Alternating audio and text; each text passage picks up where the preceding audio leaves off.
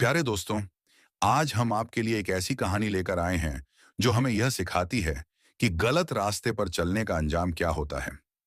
ये कहानी है हुमा नाम की एक लड़की की, जिसने अपनी गलत फैसलों से ना सिर्फ अपनी जिंदगी बर्बाद की, बल्कि दूसरों की जिंदगी में भी तूफान ला दिया। लेकिन आखिर में उसे अपनी गलतियों का एहसास हुआ। तो चलिए शुरू करते हैं यह सबक आमोज कहानी। मेरा नाम हुमा है। आज जब मैं अपनी पिछली जिंदगी के बारे में सोचती हूँ, तो मुझे अपने आप पर शर्म आती है।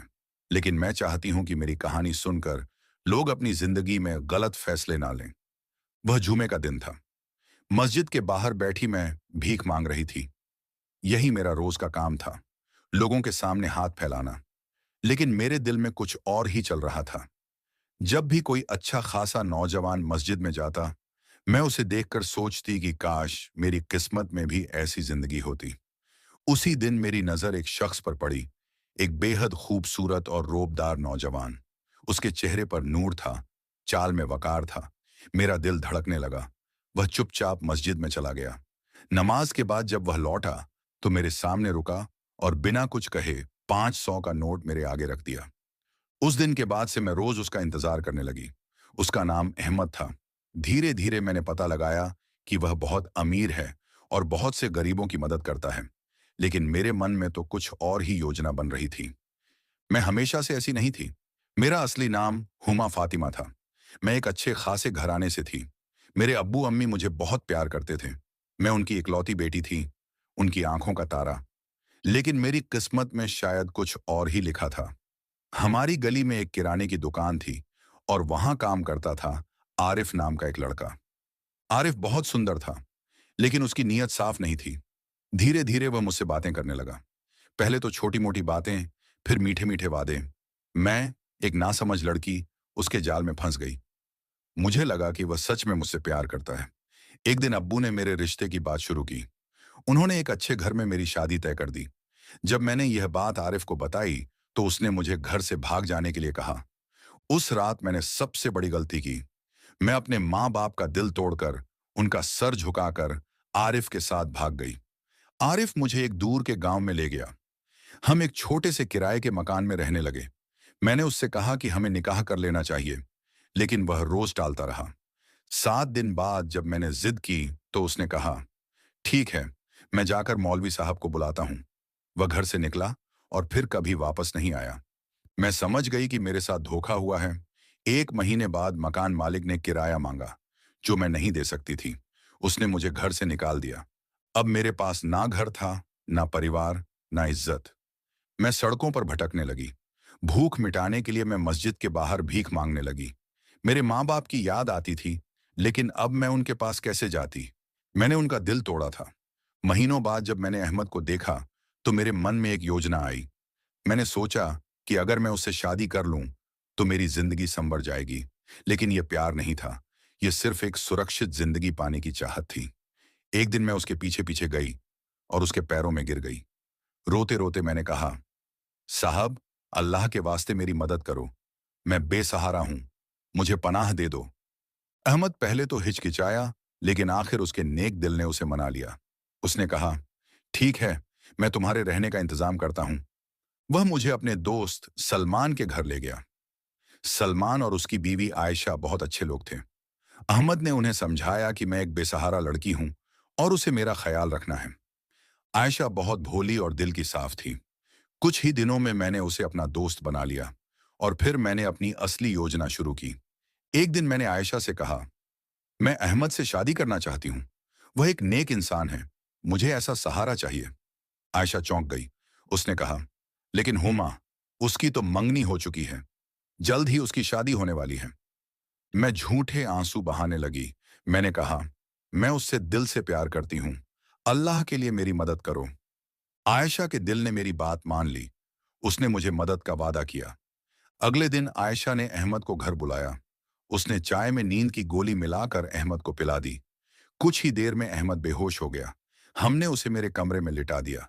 सुबह होते ही मैं जोर जोर से चीखने लगी। अहमद और सबके सामने मैंने रोते हुए कहा कि उसने मुझे बेहोश करके मेरे साथ गलत किया है। अहमद हक्का बक्का था। वह कुछ समझ नहीं पा रहा था। सलमान ने गुस्से में उसे घर से निकाल दिया। अगले दिन मैं अहमद के घर पहुंची। वहां उसकी अम्मी सईदा बेगम थीं, एक शरीफ और वकार वाली औरत। मैं उनके पैरों में गिर गई और फूट फूट कर रोने लगी। मैंने कहा, आंटी, आपके बेटे ने मुझे बर्बाद कर दिया। अब मेरा क्या होगा? मैं कहाँ जाऊं? सईदा बेगम परेशान हो गईं। तभी अहमद घर आया। उसकी अम्मी ने उससे पूछा, क्या तुम इस लड़की के साथ थे?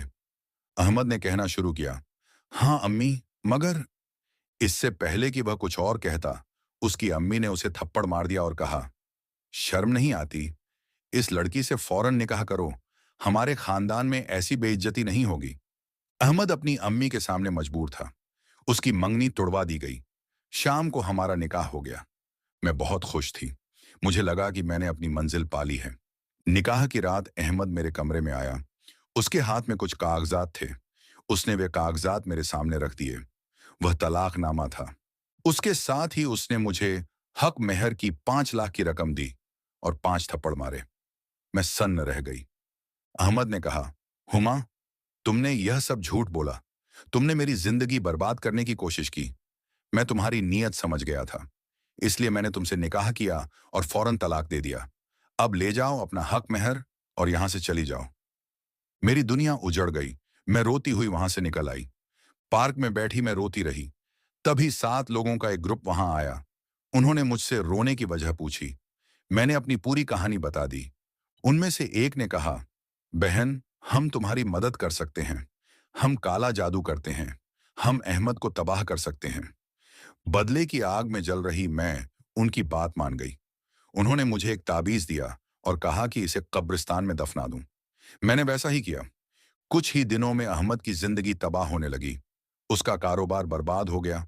उसे एक्सीडेंट हो गया और वह मजबूर हो गया। मैं उन लोगों के साथ काम करने लगी। गलत काम, गुनाह के काम। लेकिन अल्लाह ने मुझे भी माफ नहीं किया। एक दिन मैं बाजार में थी तो मैंने एक आदमी को देखा जो सड़क पर भीख मांग रहा था। वह अहमद था। उसकी हालत बहुत खराब थी। मेरा दिल फट गया। मैं उसे इस हालत में नहीं देखना चाहती थी। मैं सिर्फ उससे बदला लेना चाहती थी। उसे बर्बाद नहीं करना चाहती थी। उसी रात मुझे लकवा मार गया। मैं खुद मजबूर हो गई। मेरा आधा शरीर काम करना बंद हो गया। अब मुझे समझ आया कि जादू उन्हीं पर असर करता है जो दीनदार नहीं होते। अहमद एक नेक इंसान था, इसलिए जादू का असर आखिर में उस पर से हट गया। लेकिन मैं, जो गुनाह की राह पर चली थी, उस जादू की मार झेल रही थी। मैंने हिम्मत की और आयशा के पास गई। मैंने उसे पूरी सच्चाई बता दी कि मैंने कैसे सबके साथ धोखा किया, कैसे जादू करवाया। आयशा रोने लगी। उसने कहा, हुमा, तुमने यह क्या किया? अहमद तो बेकसूर था। वह सिर्फ तुम्हारी मदद करना चाहता था। मैंने कहा, मुझे पता है, मुझसे बहुत बड़ा गुनाह हुआ है। अब मैं उसे ठीक करना चाहती हूँ। आयशा ने अहमद की मंगेतर जुवेरिया को सब कुछ बता दिया।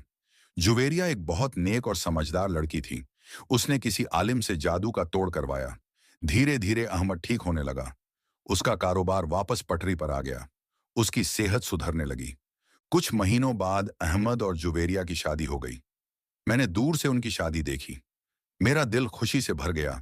नहीं, यह ईर्ष्या नहीं थी, बल्कि सुकून था। मैंने अल्लाह से तौबा की। मैंने अपने सारे गुनाहों की माफी मांगी। हालांकि मैं अब भी मजबूर हूं, लेकिन मेरा दिल शांत है। मैंने अपने माँ बाप को एक खत लिखा। मैंने उनसे माफी मांगी। हालांकि मुझे नहीं पता कि वे मुझे माफ करेंगे या नहीं, लेकिन कम से कम मैंने कोशिश तो की। आज मैं एक दारुल अमान में रहती हूँ। यहाँ की औरतें मेरा ख्याल रखती हैं। मैं छोटे बच्चों को कुरान पढ़ाती हूँ। यही मेरा काफारा है। तो दोस्तों, ये थी हुमा की कहानी। इस कहानी से हमें कई सबक मिलते हैं। पहला सबक, कभी अपने माँ बाप का दिल ना दुखाओ। उनकी दुआ और बद्दुआ दोनों कबूल होती हैं। दूसरा सबक, किसी की नेकी का गलत फायदा ना उठाओ। जो लोग दूसरों की मदद करते हैं, उनके साथ धोखा करना बहुत बड़ा गुनाह है। तीसरा सबक, काला जादू, टोना टोटका, ये सब हराम है और इसका अंजाम बहुत बुरा होता है। चौथा सबक, कभी देर नहीं होती तौबा करने में। अगर आपने गलती की है तो अल्लाह से माफी मांगो और गलती सुधारने की कोशिश करो।